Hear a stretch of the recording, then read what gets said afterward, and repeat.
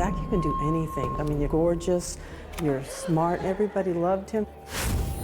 Addie was kind and creative and funny. They fell in love during Hurricane Katrina. She loved Zach, but he was very jealous. He told her, if I can't have you, nobody else will. He had to be insane. That's graveyard love.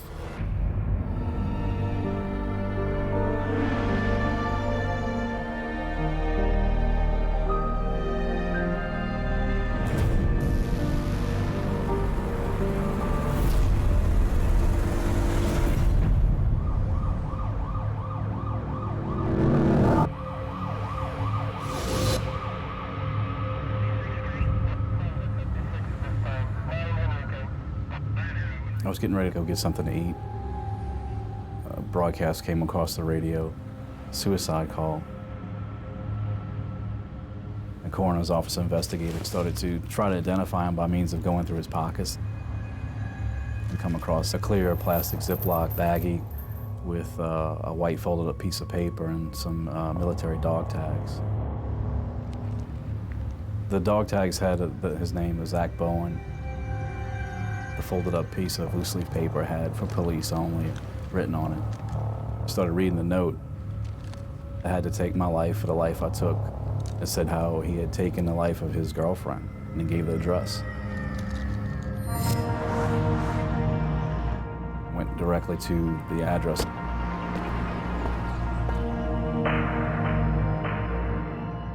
When you see something like that, it gives you really an uneasy feeling. It's definitely one of the most disturbing scenes I've been on, if not the most disturbing. It was horrible. It was unreal. I mean, you wouldn't believe a person would do something like that to another human being. It still doesn't make any sense to me.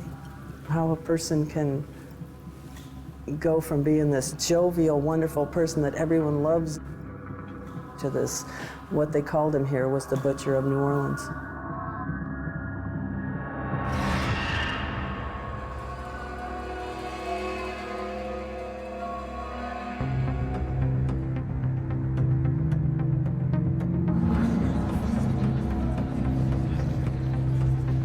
It's the summer of 1995. Teenager Zach Bowen takes off with his dad on a road trip across America. He had this knockout personality, he was charming, he was extremely funny, very sure of himself. They end up in New Orleans. His dad moves on, but Zach stays. Handsome and charismatic, he soon lands a job in a bar. That's where he meets Lana, a dancer from Texas. He was gregarious and funny and happy-go-lucky and easygoing and fun. The relationship developed very quickly. We quickly had feelings for each other. I suddenly found myself pregnant. Zach, meanwhile, has conveniently neglected to tell Lana how old he is. I found out he was 17. I was 27 at the time. So I broke up with him. I was going to have the child. He could be in the child's life, or he didn't have to. I wasn't going to chase him down for anything because I felt that I couldn't force a child upon him that he possibly was not ready for. But he wanted us to be a family, and he asked me to marry him.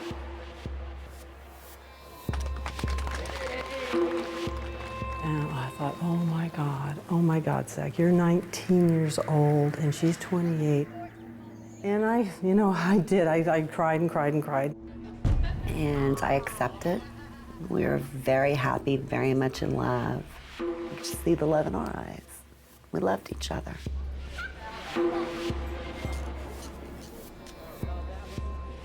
I thought, oh God, this isn't what I wanted for Zach. And I knew that's not what he wanted to do. That was never Zach's plan. He wanted to be an English teacher.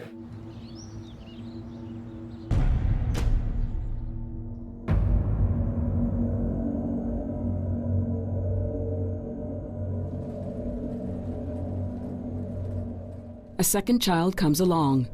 Another mouth to feed. Zach needs money and a job, fast. He joins the army and gets shipped off to Iraq. Military life is tough on Zach. The environment is hostile. They all want to kill you. And when you see the death of someone that you eat, sleep, shower, everything, you go through a whirlpool of emotions that are at times impossible to control. I know it upset Zach. Zach came back damaged. Something was wrong. He was just different, like emotionless. There were no feelings there about anything, and he wouldn't talk to me about it. We split up because he wasn't the man that I married. He wasn't the man I fell in love with. It was a long time before I really knew that they were split up. I think he felt so bad about it, he didn't want to tell me. I believe Zach internally, he took anything that didn't work out in his life as a total personal failure.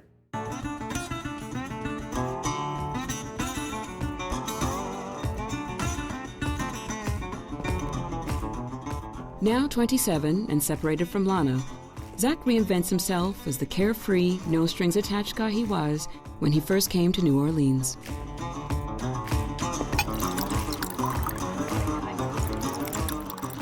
Zach has been back in New Orleans maybe 6 months, and he gets a graveyard shift in a bar in the French Quarter. He was doing things like magic tricks for customers. Women loved him, and he was just, you know, a magnetic person. You can do anything, you know, my gosh. I mean, you're gorgeous, you're smart, everybody loved him. But Zach has his eye on one special person. Addie Hall works the shift after Zach. Addie is very different from Zach, I think, in like just about every way. With him in the military and her just sort of this free-spirited, hippie, traveler kind of person. She's so dancer, she's so painter, she writes in poetry. She felt that he was too much of a people pleaser.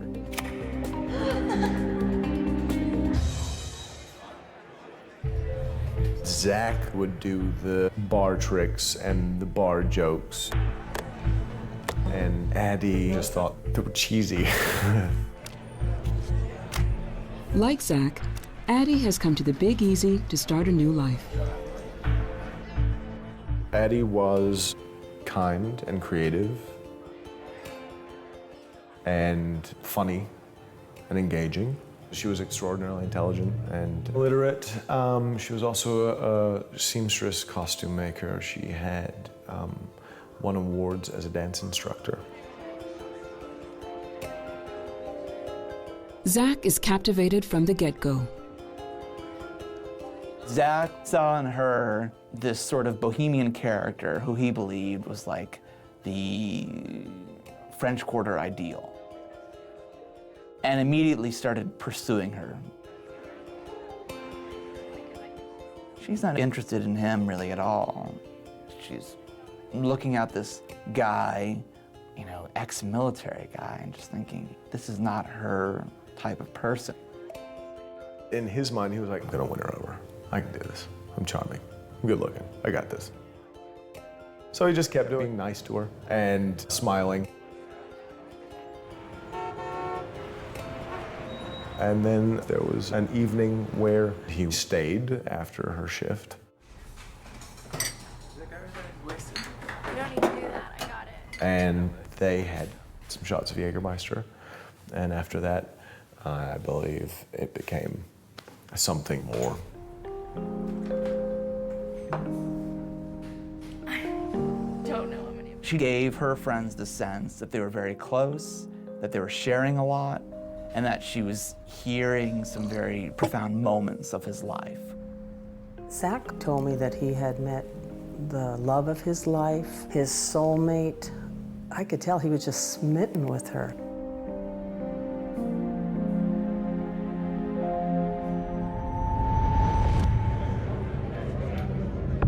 I hadn't seen Addie for about 3 weeks, and I heard her yell out, "Caps!" What's up? And I stopped, and I saw her with this big, huge grin on her face. That's when I met Zach.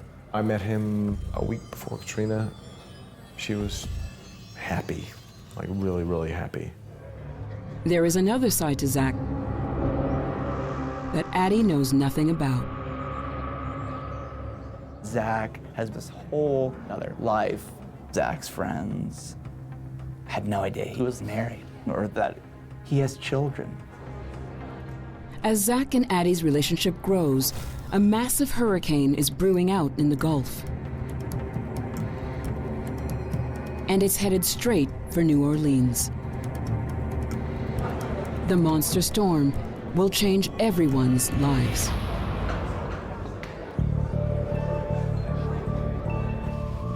As Hurricane Katrina gathers strength out in the Gulf, a different kind of storm is threatening Zach and Addie. Addie was unhappy when she found out about Zach's life and children. But she decides to stay with him because she absolutely loved him. Although Zach and ex-wife Lana are separated, with the massive hurricane on its way, she wants him home. All the businesses had closed, and everyone who was going to get out had done so. But I had no vehicle. I had 2 very young children, and I didn't know what to do. I was scared to death. So I called Zach, and I said, this hurricane, it looks like a monster. I don't know what to do. I have the kids. I'm worried. He said that he had chosen to stay with Addie during the hurricane. Stay with Addie? I didn't understand why he wouldn't want to be there during the hurricane with his children. Addie was just falling apart. She just got hysterical over the storm coming in and was very afraid and did not want Zach to go back to Lana. So when the hurricane hit, he wanted to stay with Addie, and Lana was livid. Zach and Addie hunkered down in Addie's apartment in the French Quarter. They refused to heed a mandatory evacuation order. They felt like, we're tough, we can ride this out.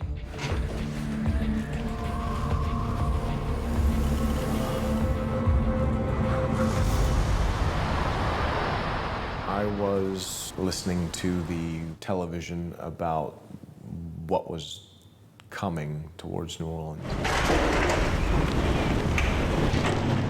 I had a very deep, sinking feeling. I don't think I'd ever experienced that sense of mortality.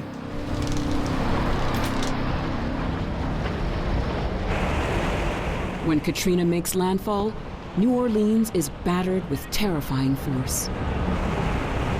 The first gust of wind over 150 miles went past the house. It is almost indescribable, the sound of that wind. The closest thing I can put to it would be a freight train rushing past with a choir of screams, unimaginably loud and unimaginably powerful and frightening.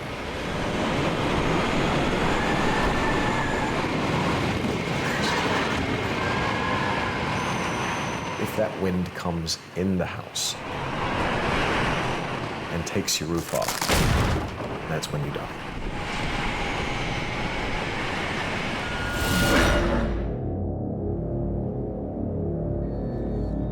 In the aftermath, the Big Easy lies in ruins. 80% of the city is underwater. 200,000 houses are destroyed. 1,800 people are dead. And Zach and Addie have gone off the radar. It was awful. It was so dead quiet everywhere. You could hear like random screams or random gunshots. It was like the apocalypse or something. I was really worried.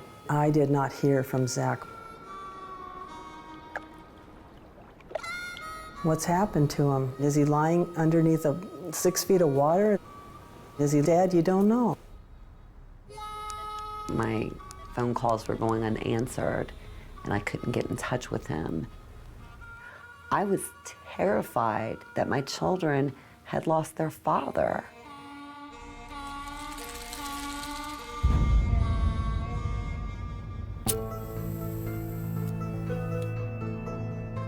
Miraculously, Zach and Addie have survived unscathed. Holed up in their French Quarter apartment, surrounded by devastation, their love grows stronger. They had that space to just be with each other and Being alive. create their relationship to be perfect for each other. After the storm, it's love. It's just them. Helping other folks in the French Quarter clean up downed trees, or cooking on the street, throwing these little parties in the streets. They became a very, very tight-knit group of survivors. The sense of huddling around the light and warmth while everything else out there is in complete darkness. It created a sense of family. Zach is so caught up in his romantic adventure, he forgets he has a family worrying about him. It was a very, very, very exciting time for Zach and Addie. No authority figures, no bills, just them.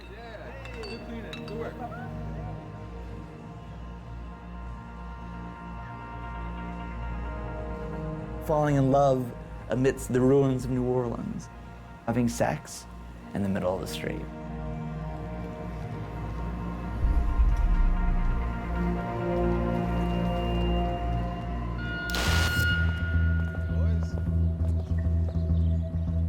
I searched for Zach for weeks. I was terrified that he must be dead because there's no other reason I could think of that he wouldn't contact me to see how the children were. Do you maybe have a cell phone I can borrow? Finally, a TV crew came in and Zach got to use their cell phone. Hey, Mom. It was thrilling when I heard his voice. My mom was there too, and we both cried for joy. We did. He said he was fine. He was having a good time. He says, "It's really cool, Mom. They've taken pictures of us." They were like the wow socialites of the French Quarter. They were very popular because they went out of their way to make sure everybody was okay and help everybody along. So it gave me a good, warm, fuzzy feeling. In New Orleans, they were seen as like plucky couple in the French Quarter. And they stayed and thrived in the wake of Katrina. And I think people are kind of heartened by that here.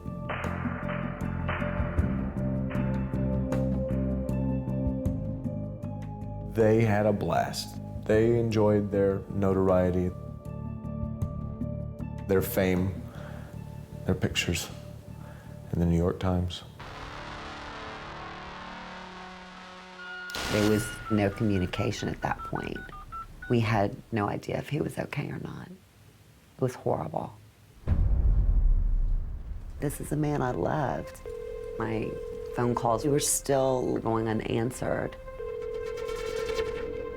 So I went onto the Red Cross website, put his name in. The pictures I saw, he was barbecuing and having some drinks. Everybody else was trying to rebuild the city and hoping it would get back. They were hoping it would stay the same. Zach and Addie fell in love during that time of chaos, when they could create a world which had only room for the two of them. When normality returned to the city, it started to encroach upon the life that they created together.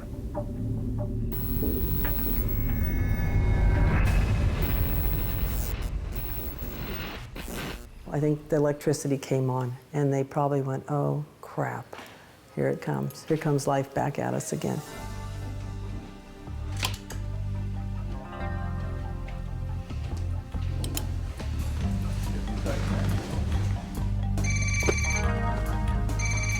Zach contacted me a month after Katrina. About time. Of course I was angry. I'm barely making it. My job was not paying the bills.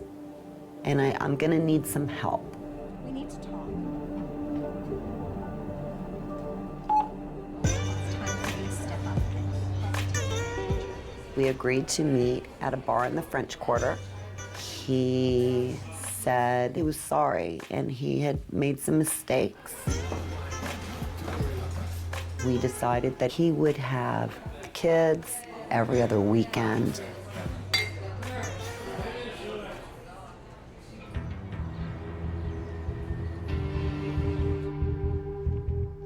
Addie is jealous that Zach's ex-wife is calling the shots. When real life started happening, that's when everything started to fall apart. Zach and Addie's desperation to escape normal life will end up destroying them.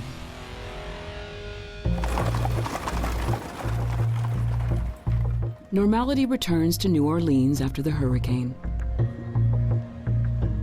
The party is over for Zach and Addie. They're very resentful that the time that they had just had, which was no work, the time of them being the center of attention, was really and truly over. Broke, Zach and Addie go back to work. Zach in a grocery store, Addie in a bar. She's a real good bartender. She knew how to bring customers in because she was a pretty lady. She was a pretty young lady. And she can fix drinks well. She was like a daughter. That's what I used to call her, my daughter, and she used to call me her mama.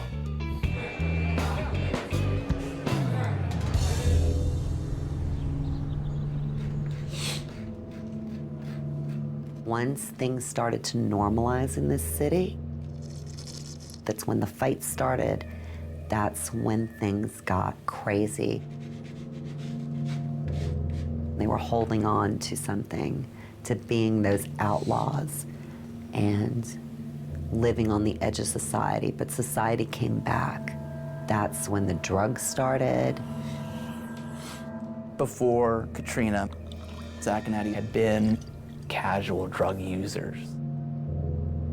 Right after Katrina, they were drinking a lot, and they got into the drugs.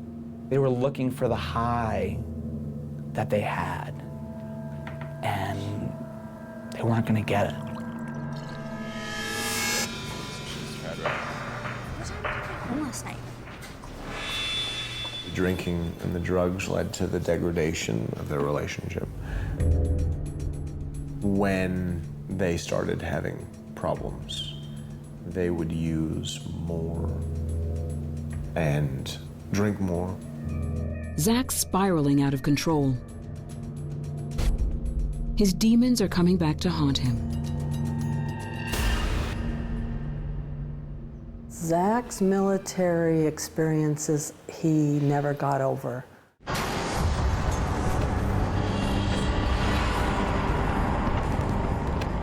One of his best friends, a bomb went off in the car and killed her.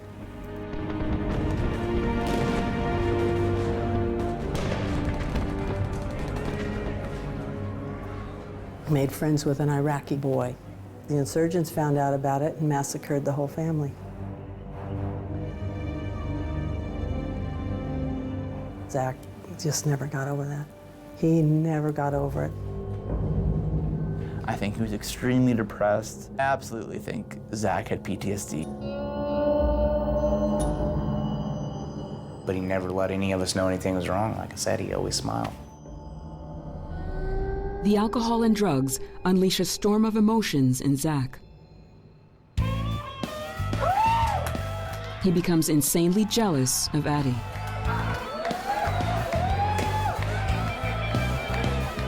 Addie was a party girl. She loved to dance. She would get on the bar and she would dance. And she would entertain a customer. Customers loved Addie.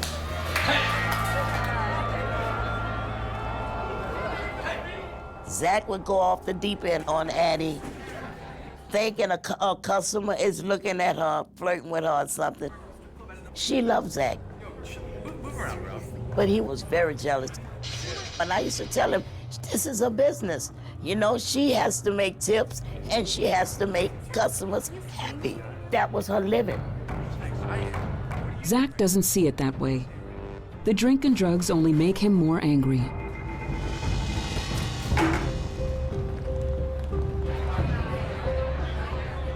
Maybe to get back at Addie, Zach started to sneak out on her, going for little one-night stands and stuff.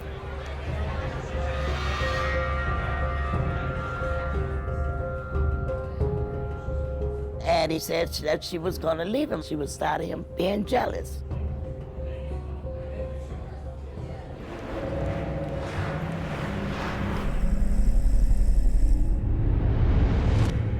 One night, they're playing these drinking games.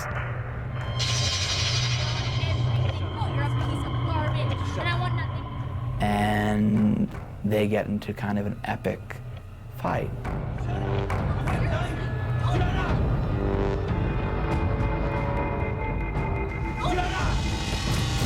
It's the first time Zach hits her. It won't be the last.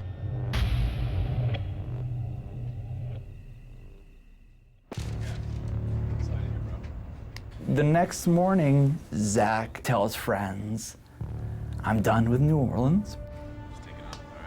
I'm done with Addie. Zach purchased an Amtrak ticket to Washington State, thousands of miles away.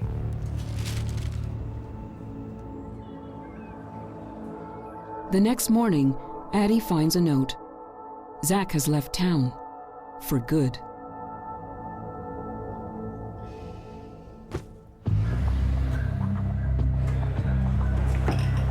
One baby girl.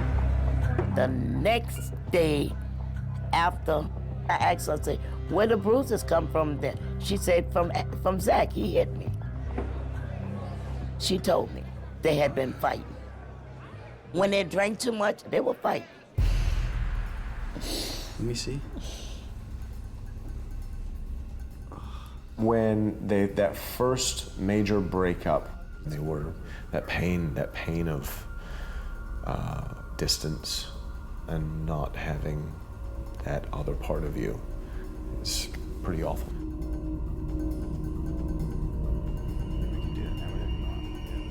He's phoning up friends back here. He's saying, you know, I think I'm wrong.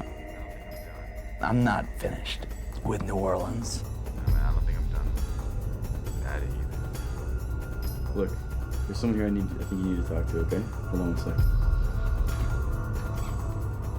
They were constantly on the phone together. It was necessary for them to be back together.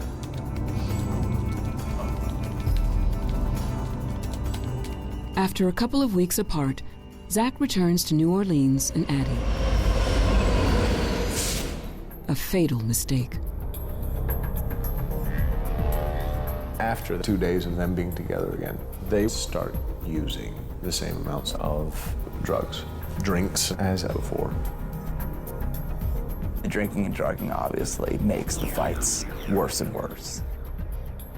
They started losing friends. Him and Addie were breaking up all the time.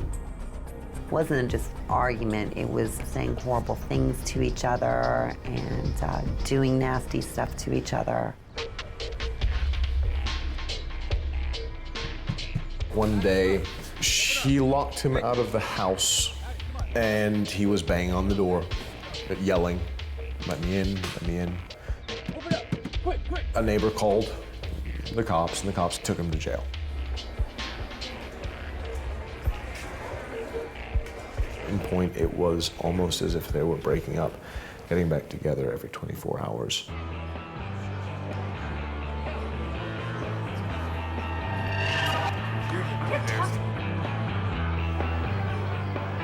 He told her, if I can't have you, nobody else will. That's nothing but graveyard love. And that's what he told her. It's a dangerous obsession. They can't be together, and they can't be apart. Now Zach's cheating takes an unexpected turn.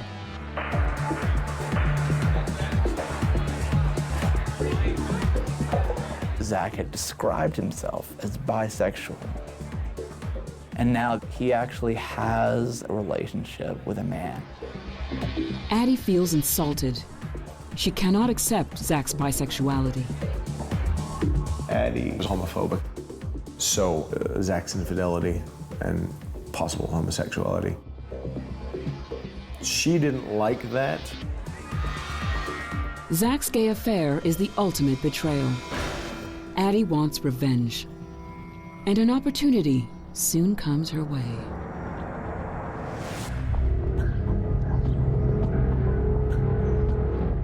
Zach and Addie are in freefall. She won't forgive his infidelity and wants out of the relationship. Addie has a dispute with the landlord. So she and Zach find their new apartment. Zach was actually doing well financially at that point. He was working nonstop, delivering groceries, getting big tips. So he supplied the deposit for the small studio apartment for rent above a voodoo shop. Addie talks to the landlord and says, "I want to draw police." But she asked for it to be drawn up in her name. Zach then finds out about it. Zach calls the landlord and says, "I'm screwed. Addie's kicking me out." She put herself in the lease so she could boot me out of the apartment. Addie was throwing things out the door Zach, seriously. and cussing and making a scene You're a piece of crap. and yelling things that are humiliating to Zach. You're not even a real man. She had yelled out that he was having sex with other men and that he was gay. You fail at everything in your life. Anything and everything that she could that would be insulting, hurtful. On your last stupid family, and I want nothing to do. He just wanted her to shut up. Seriously, Zach. Shut up! Just drop it. Stop. Don't push me, Zach. Seriously, Zach. Shut up. No, Shut up. you're a piece of crap. Shut up. What are you gonna choke me? You're gonna Shut up! Shut up!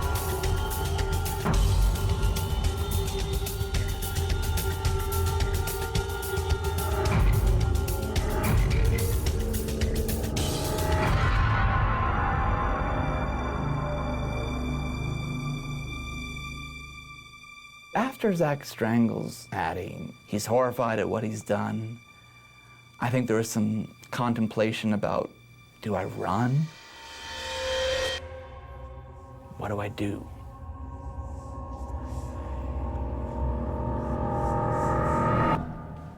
Instead, he stays put. In a macabre twist, Zach opens Addie's journal and starts to write.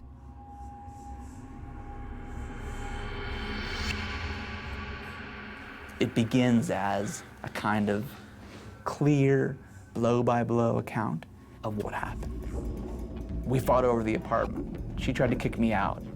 We argued. She wouldn't shut up. I strangled her.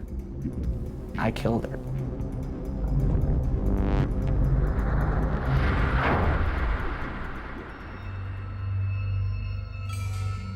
He then writes in his note that he violated the corpse. And there is this odd account of necrophilia that is just inexplicably strange.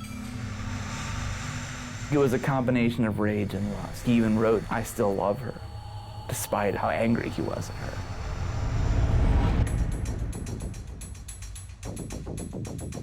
He's doing a lot of cocaine at the time.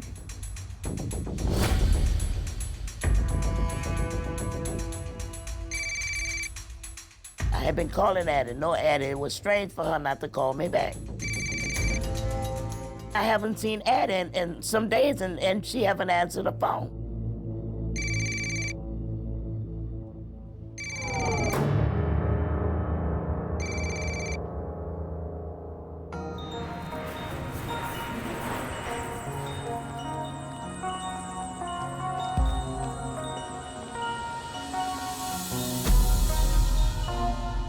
In the New Orleans heat, Addie's body begins to decompose. Even in his drug haze, Zach knows he needs to do something, and fast. So he set the temperature in the apartment to like very, very cold. And then he put the corpse in a bathtub. He writes in the journal, the question was now how to dispose of the corpse. Zach then calls a number of friends. No, man, no. Addie skipped him. She went back to North Carolina. She's done. I'm gonna take a vacation. Zach did not turn up for work for about 2 or 3 days, and he was unreachable. The third day when I saw him, he looked awful, unshaven, like he'd been on a serious bender. And he said, she left me again, and she went off to North Carolina.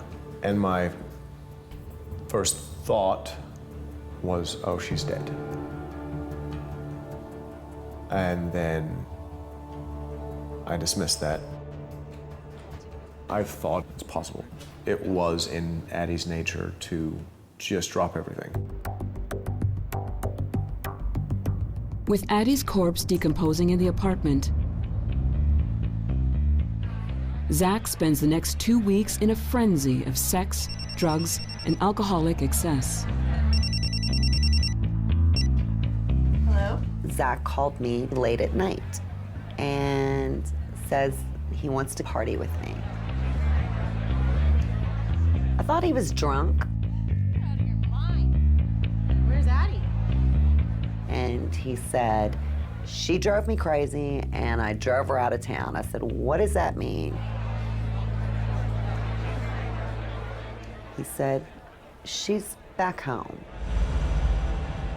I said, okay, well, still not coming out. That was the last time I heard from him. And I think he was saying goodbye to me when he called. Maybe he was gonna tell me what he did. I don't know. I don't know. I did not hear from Zach for weeks. I'm just, what's happened to him? And Lana, she didn't know what was going on. There was some strong kind of psychosis happening. Zach made a number of burns on his body. He made one burn for every year of his life, which was 28 burns in all.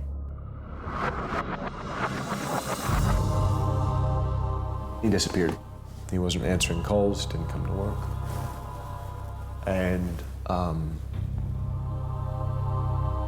I was extraordinarily worried about him. So I called and I left him a message. And an hour later, he called me back and said, tonight we're going out, it's on me.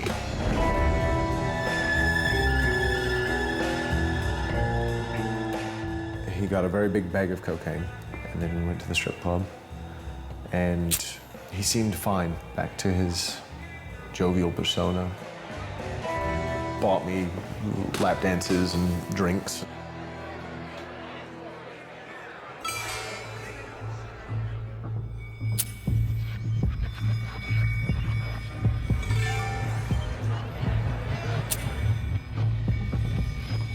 In Addie's diary, Zach charts his descent into madness.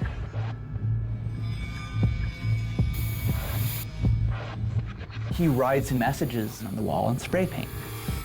He chronicled his list of failures: friends, jobs, military, marriage, and love. And he believed he had failed at all of those things.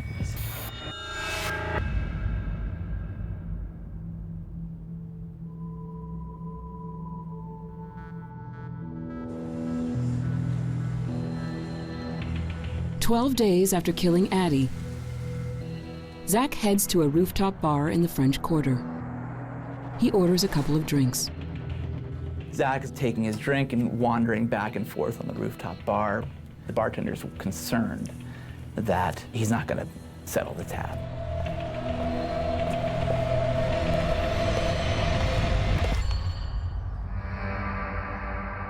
And then disappears completely. It's unusual for somebody to jump to their death off of a roof of a building. When people commit suicide, that's not a normal method. So we thought maybe there might be something more to it.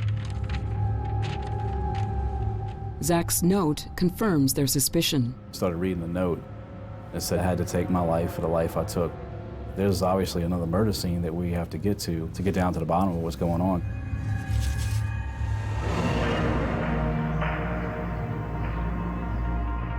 The note leads Detective Marovic to the apartment above the Voodoo Temple where Addie died. What he finds inside is worse than anything he could have imagined.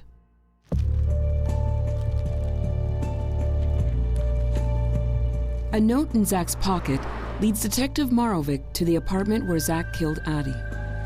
Spray paint on the walls said, "I'm such a loser. Please help me stop the pain. Please call my wife." I got a phone call asking if this was Lana Bowen. Yes? He said, "This is the coroner. Zach is dead, and he killed Addie." And I just didn't understand. I kept thinking there was a car accident. In the kitchen with an arrow spray painted down to the oven, it said, "Look." I have no idea what I'm about to see, but it's definitely going to be gruesome. My friend was on the phone. She said it's been on TV all morning, probably half the night. They're saying he did really horrible stuff. So what kind of stuff? She said she wasn't gonna tell me any more right now, but not to turn on the TV.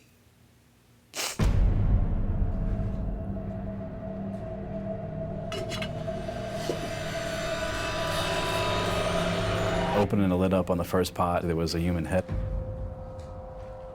The skin and the hair actually was peeling back from the skull. It had been cooked. I set down the lid real quick and I kind of was thinking to myself, did I really just see that? In another pot there was hands and feet. That also was cooked down.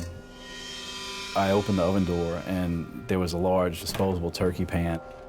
Both legs were in the pan and it appeared to have been cooked. I was just in total shock. Those images were, they were burned in my head. I really didn't want to actually go through looking anymore, but I mean, I had no choice. Inside the refrigerator was a large black garbage bag. It contained the torso of his victim.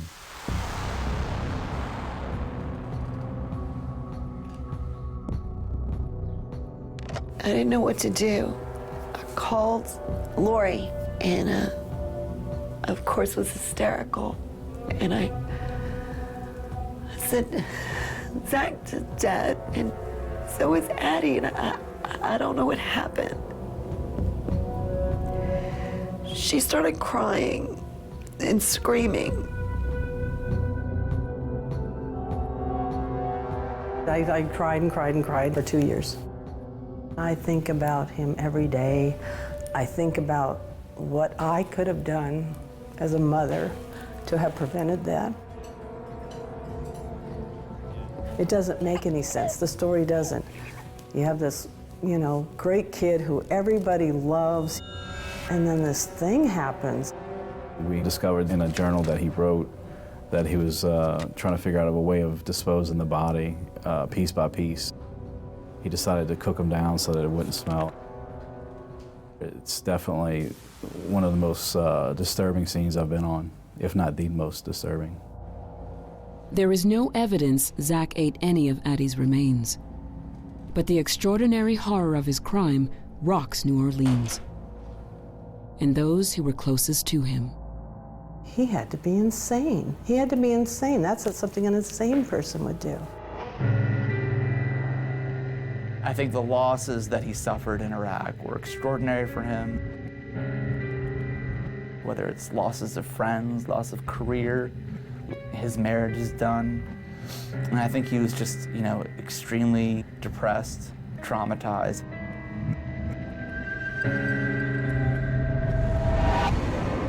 This couldn't describe the scene we saw and understand the amount of rage he had inside him to do that to a person that he claimed he loved. It's a story of true love gone utterly wrong. A tragic love story. I think that Zach bottled everything up inside about his failures. I think that drugs intensified that emotion, and I think that he started becoming a ticking time bomb. And with Addie, he finally met somebody who could strike that match and set off that bomb.